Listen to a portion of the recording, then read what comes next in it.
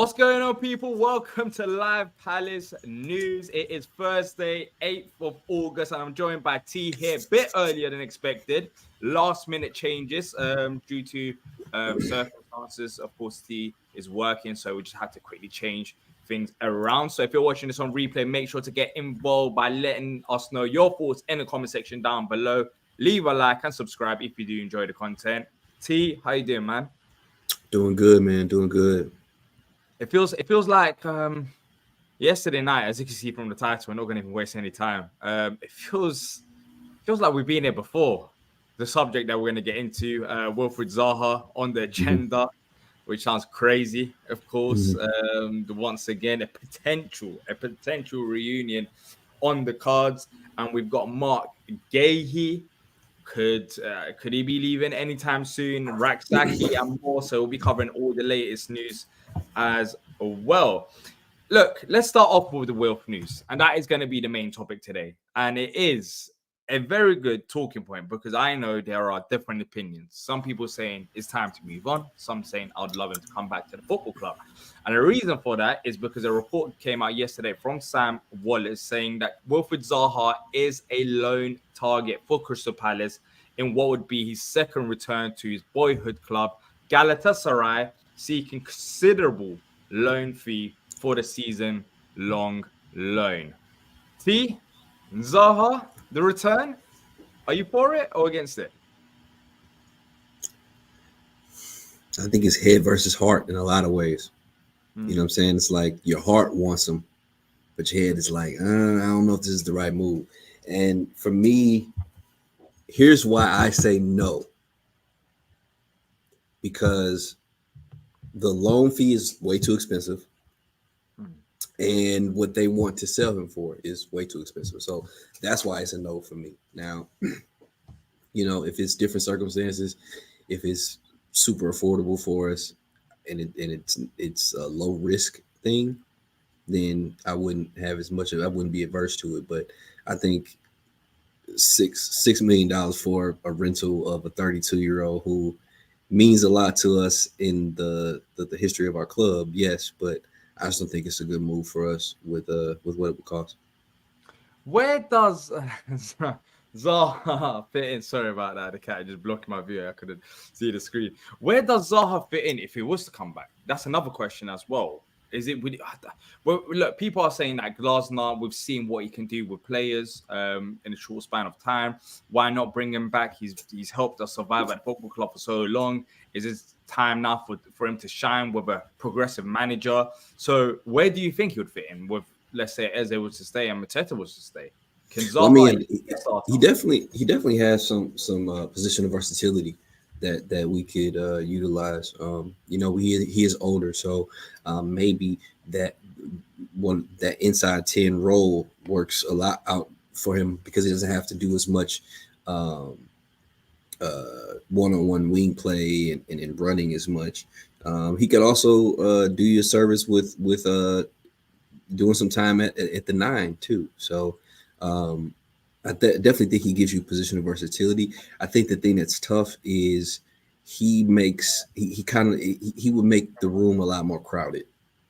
You know what I mean? Because like to have him in there, to put him in there, obviously somebody else is not getting that time. So if you're throwing him out there, then Kamada's not playing. If you're throwing him out there, then Sar's not playing. If you throw him on top, then somebody like Mateta or Eddie's not playing, so Zaha not just play.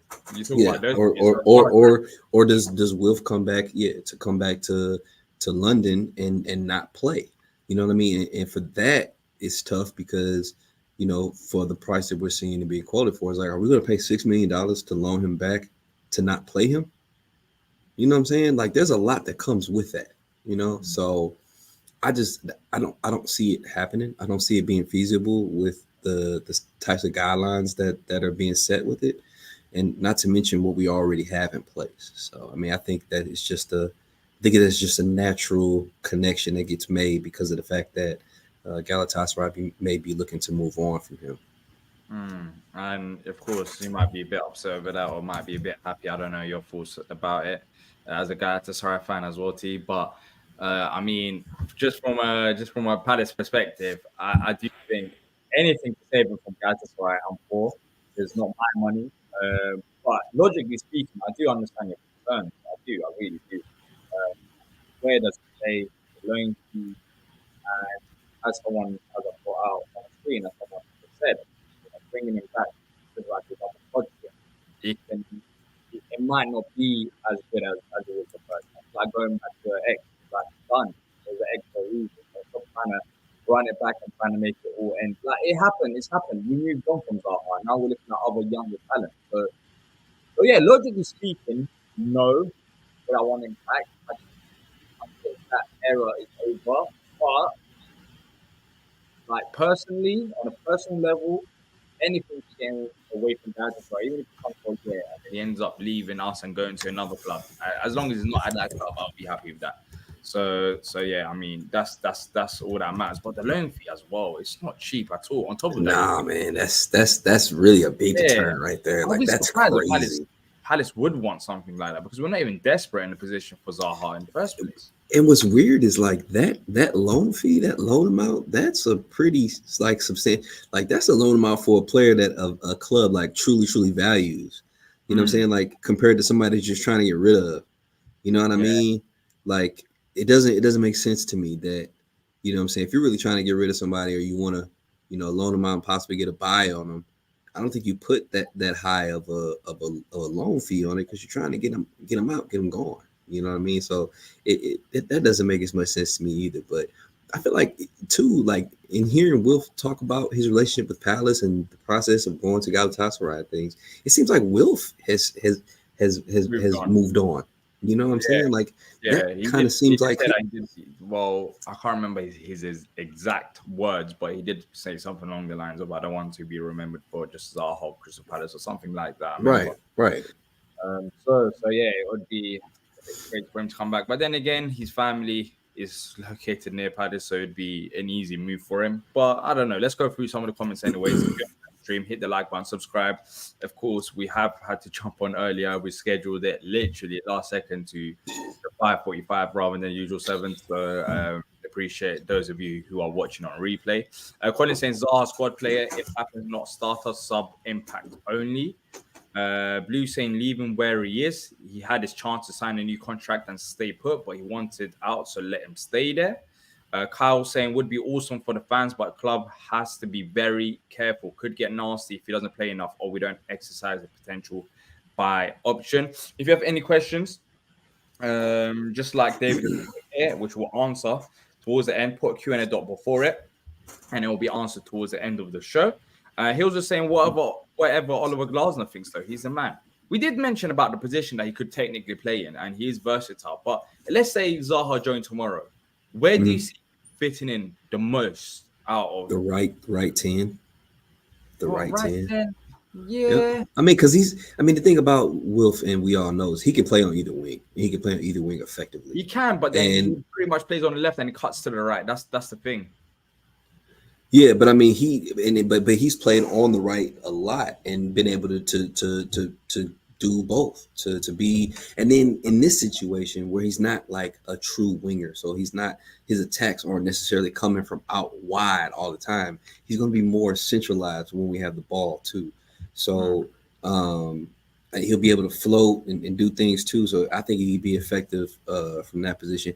And I think the reason why you say that is because I don't see anybody supplanting Ebbs on that left side. So I think you're best off putting somebody like Zaha opposite him, where Zaha has the level of comfort and acumen to be able to do that role effectively. Well, let's see if there's any truth to it anyways. I mean, let's see what happens with the story, Wilf being potentially returning back to Crystal Palace for another time. I mean, I would be surprised with the loan fee that's been involved and that's been mentioned as well, that if this return was to happen, I think that should be that's crazy. Again, we could almost get a player permanently for that amount.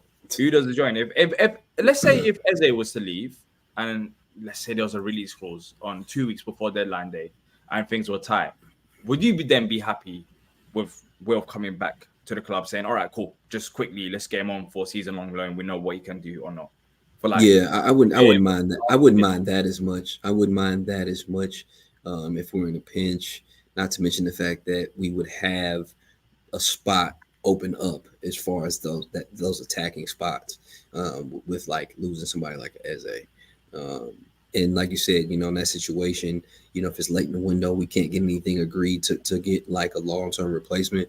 Maybe bringing him in for that 1 year to not only have a quality player in that position that knows knows his way around things, but it also gives us a chance to then not put too much pressure on somebody like a Matthias França to step in and play right away and be the guy this year. You know what I mean? So he could have another year to develop and prepare. So. yeah, look, we're saying no excuses, get him back on loan, and then others are saying no, I don't want Will. So let us know. Let us know what It's you a think. very it's a It's a split. very split Yeah, opinion when it comes to. I mean, yeah, and and everyone has. and you would think so because Wolf holds that place in so many people's Yeah, he hearts. does. He does. But then some people are thinking more. I guess it depends on how everyone's thinking. But there's different scenarios. Some people are saying, we've already moved on from him. He's getting older. The wages, Hmm. a loan fee. Like, there's different reasons. And the And algorithm, he's like, yep. I keep switching my opinion on it. yeah, It's like one for time it's me, like, if I was using and thinking sensibly about this whole subject, then no, I don't think it makes much sense to bring him in for on loan for another season. I'd rather just move on because of the yeah, age, wages, yeah, and loan fee. But if I'm thinking more as a fan, I'm excluding everything, saving from Galatasaray, bring him in. So it just depends what side of me you ask. Of course, you want to be a bit more logical rather than thinking as a fan. And if you're being logical, then I'd say no, don't bring him in. So it just depends. man, On, 6 million for 6 million yeah, for a rental is crazy. yeah. Like Ronnie's saying Zaha, yes, then Eze can come to the mighty Spurs. Zaha coming to Palace wouldn't give a guarantee Eze goes to Hey Spurs. yo, we got Tottenham people lurking in the views, man. Shout out. What to come? Like, I don't think that would change anything. This all depends on Tottenham, right? Like if Tottenham pay the price, then they can get Eze. So I don't think that will change much. So yeah. Henry said football doesn't work on sentiment, or else we would be resigning Yannick Bolasie as well.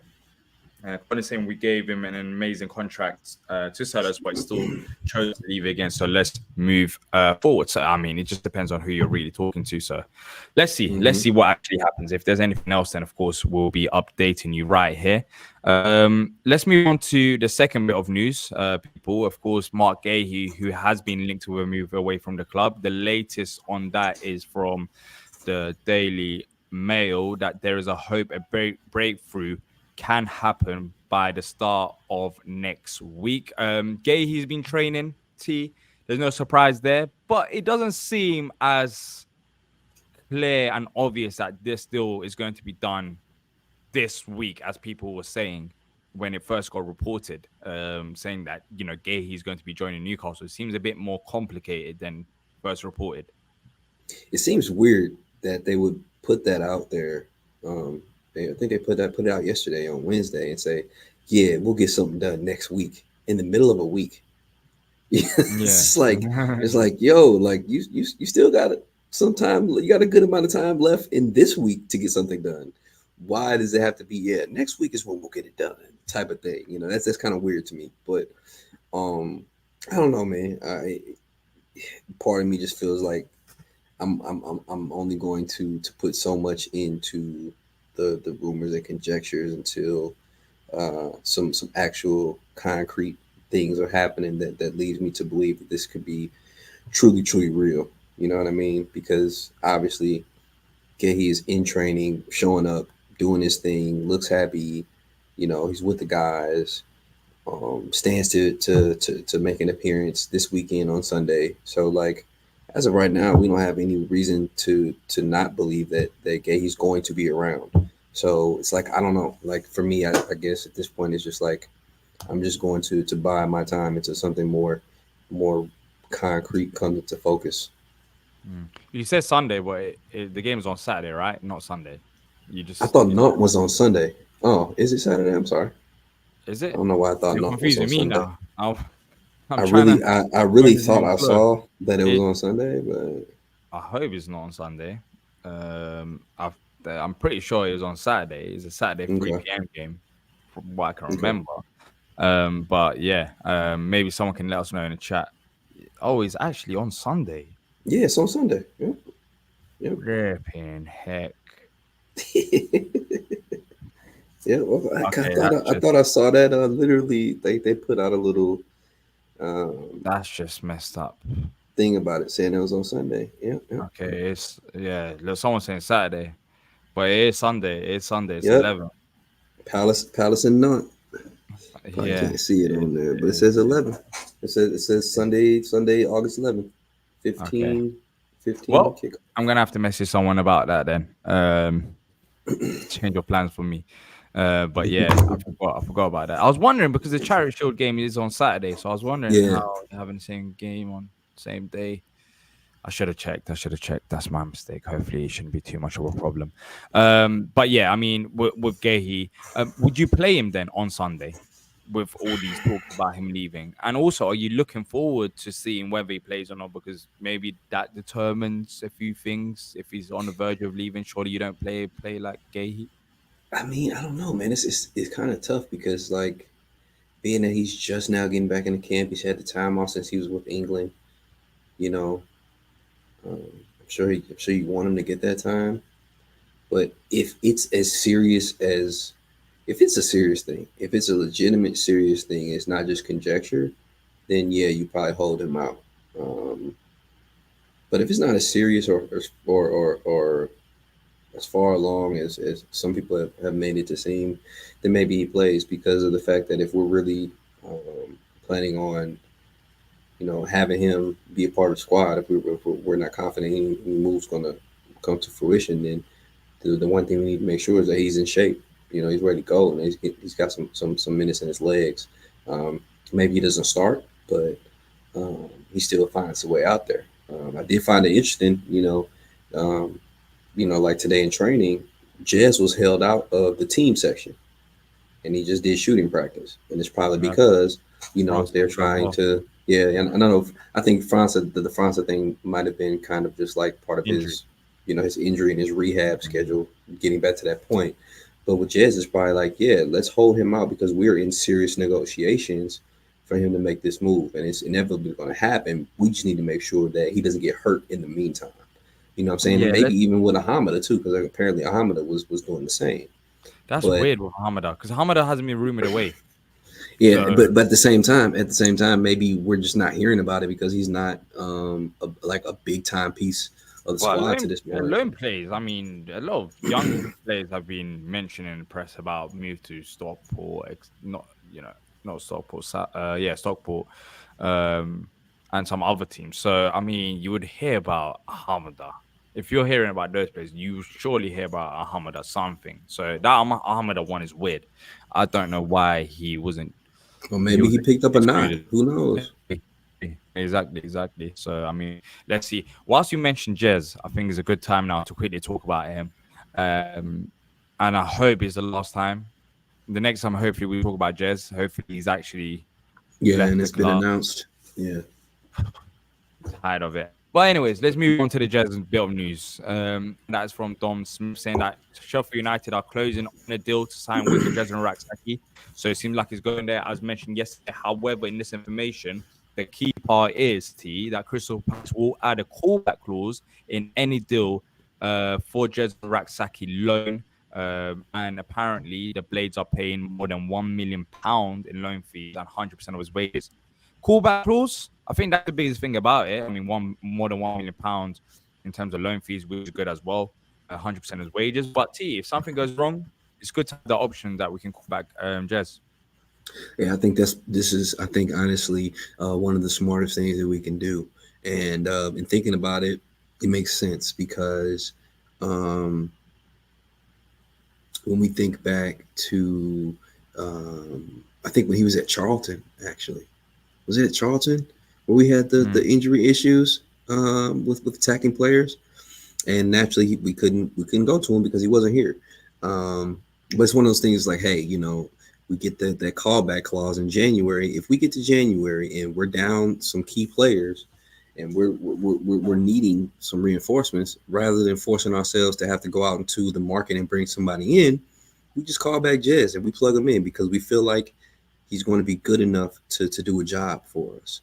I think this clause is hopefully something that we'll start seeing more in our loan moves in the future, especially with players that we feel like are close to being ready. You know what I mean? Like I want now. It makes me. Yeah, I was supposed to say exactly. Now it makes me wonder if we did the same thing with David Ozo, because who knows? You know, we lost Czech last season. You know what I mean? And in sooner with the, you know, we got 4 core guys right now in our central midfield positions. If we lose one of those guys, 2 of those guys, we looking skint in the midfield. We may need to do something like call Ozo back. Yeah, so. But you would hope that we've got enough depth there now that even if we was to lose 1 or 2 guys, that we should be fine in that area. But yeah, I mean, we haven't heard of anything about Ozo having a potential callback. So that'll be one to look at. But I think we're fine in midfield in general anyways. I think with the Rak-Sakyi situation, there's still that question mark over that right-hand side at number 10. Is Zaha going to be good enough there? Is he going to do a job there? Is he going to play more up front than as a number 10? So that second spot behind Kamada, there's question marks over it. So having that clause is a good option just in case if things go bad. Especially if we see, especially if we see Slipper IU leave too. It's even less depth. Then again, the reports have been that we're not really too sure on IU leaving or not. So that's what I'm saying. In attack is a bit more confusing than midfield. I feel like the midfield is pretty settled. The Corey Wharton starts, then you have Lerma as an option, then you have Hughes as an option. Hamada could technically play that as well. So you know, you still have the few options in midfield, whereas the attack is a bit confusing in terms of who plays where and all of this and that. So yeah. Also, have you seen Surloff? He scored 2 goals on his debut for Atletico Madrid. Yeah, that was. Is that Hodgson tax then? How did he get wrong? Yeah. He went to Trabzon and scored loads of goals in Turkey, but. And I think there's a few guys that have probably come through our doors that have been Hodgson tax, unfortunately. And that's just the game, you know what I'm saying? And especially in the game of football, you know, if the manager doesn't favor you in terms of what they're trying to do with their style of play, it's not that you're not a good player. It's not that you're not a capable player. You're just not what they want. And you go somewhere else and you ball out. And that's what happens. You know what I'm saying? And unfortunately for us, that was a situation with Alexander Sorloth. The thing that sucks is we never got to see it, and we didn't reap any benefit as far as cashing in, really. I mean, we got a little bit of a profit off of him, I think, when we sold him. But you know, it's just one of those things, you know, happens. I guess it's you can charge the game, as they say. Exactly, charge the game. Let's go through some of the questions before we do wrap up, people. If you are enjoying the stream, please hit the like button and subscribe if you haven't already done so, as we're edging closer to 5,000 subscribers. And I don't want to jinx it, but we may have potentially good news in terms of giving back to you guys in the future as well. Awesome. So wait on that. Let's see what happens, but there are a few talks. So anyways, let's go through some of the questions. There's a question from David saying, why would we pay money when they had Zaha on the free? Also in recent podcasts, weren't happy with Wilf comment. I think he's saying weren't happy. Yeah. He weren't happy with the Wilf comment. But exactly. Yeah, there are some people who are not happy with the comments that he's made on a recent podcast about Palace. And I think well, for me, it was more about the team that was joining. Other than that, I really he's giving it all to Palace. I just didn't think he should join that team. But that's because of my personal reasons rather than, well, actually football reasons as well, because, you know, I knew that they were only playing 4 Champions League games. But then again, that was his decision. But yeah, I mean, I guess the only reason why we'll pay money is because, you know, we have money to spend and we know what he can deliver and offer to the team. So yeah, that's the reason why I would pay money. Gurav saying, can buy and send Elise on loan back to Palace? No, I don't if think they wanted to, but they're not going to. yeah, exactly. If that was I mean, going to be the case, technically, yes, they could do that, but after seeing what he's doing in the Olympics, they're like, no way, bro. Like, we're absolutely keeping him. yeah, yeah, exactly. So I don't think that's gonna happen. What's saying Yeah, is Zaha better than our squad players? IU Schlupp, we all know the answer. He is 100%. He's he better is, but than the problem is IU he's and going to Schlupp. cost more than them too to bring him. He's going to cost more on the front Exactly, end. He's going to cost more in his wages. exactly. So I don't think it's as simple as that because of what the reasons that he's said. If you have any questions, Right? by the way, send them in right now before we wrap up. Put a Q and a dot before it. What's saying? Why would Guehi want to go to Newcastle? Did they get it in Europe? No, They didn't get a European place. I don't think so. No, I mean, they maybe didn't. it's just maybe it's the money. Maybe it's the fact that they're higher in the table list, so they're closer to Europe. He doesn't want to sign a new Possibly. deal. I don't know why he doesn't want to sign a new deal. Why he's so persistent? Like it's been bad for And him that's and apparently. I guess and now that we're talking about this point, I mean, it's like this could be part of it. Like, is this real? Mm. You know what I'm saying? Because what does he stand to gain by going to Newcastle rather than signing a new deal and staying where he is with us? Because he's Yeah, not going to be playing in Europe next year. It's not going to affect his standing with England, I don't think, because he's already solidified in that role. Only thing I can think of is the fact that maybe they're willing to give him a little bit more contract wise, pay wise than what we've offered him to this point in negotiations. But other than that, I mean, and then from what I hear, going up north to Newcastle ain't the greatest thing, especially for a guy that's been in London for this long. yeah. I've been in Newcastle. Newcastle still it's it's a nice place. Newcastle's a nice place, but yeah, it's not too bad. But it will be far from. But then again, God knows.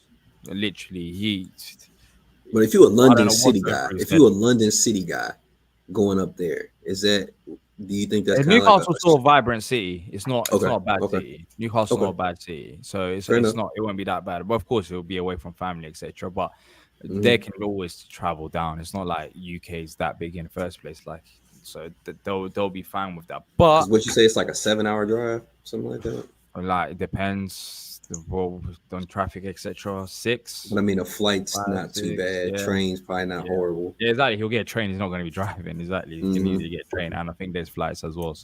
Right. So yeah, it's not too bad. But yeah, the weather is much worse up north than it is in south. And saying that, I'm literally looking at grey, dark clouds in front of me in London. So the UK in general, the weather is not a selling point. Let's just say that. Leon saying, would you prefer LaCroix or Chalobah if Mark leaves? We spoke about this yesterday. I'm still I don't going think there's a LaCroix right right or wrong now. answer. I don't think there's a right or wrong answer, but me personally, I'm going with LaCroix right now. I wouldn't mind either. Honestly, I I wouldn't genuinely I mind. don't have Like one preference I over wouldn't be another. mad either way. I wouldn't Yeah, be mad either I'm way. happy. I'm happy with both. Let's go through the last few questions before we do have to wrap up, people. And make sure to go to the start of the stream to catch up on all the latest news. If you've just joined us, of course, today we've had to jump on a bit earlier, last minute timing change. So apologies for that, but earlier for you lot to get all the news. Al saying, why wasn't Zaha a regular starter at Galatasaray? I think he's had a falling out with the manager. Yeah, because he was Yeah, starting for a while, and then he was scoring goals and everything, and then yeah. apparently had a falling out with the manager. Yeah. How many more players will Glasner sign in this window? 2 or 4? I think at least we I should think be at least two. I want to at say at least least 2. two. I Yeah. think it could be as Ideally many as 4. 4 if we see like a Guehi leave and we see Sam Johnston leave. If we see both of those guys leave, I think we'll see 4 coming in. Mm.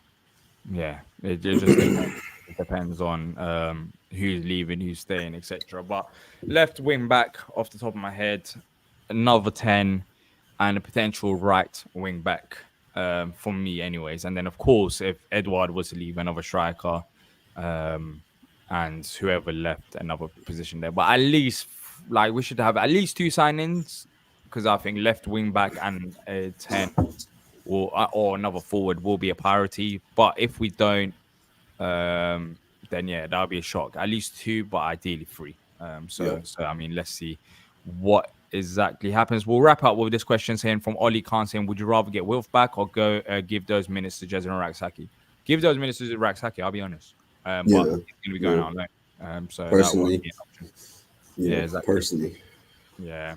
But look, people, that's it from us today. If you have enjoyed it, leave a like, subscribe, and let us know your thoughts in the comment section down below if you're watching it on replay. If you just joined us now, go to the start of the stream, catch up on all the latest news where we discuss Zaha, Guehi, and also Rak-Sakyi. That's it from me, Auntie. And until next time, up the palace. Up the palace.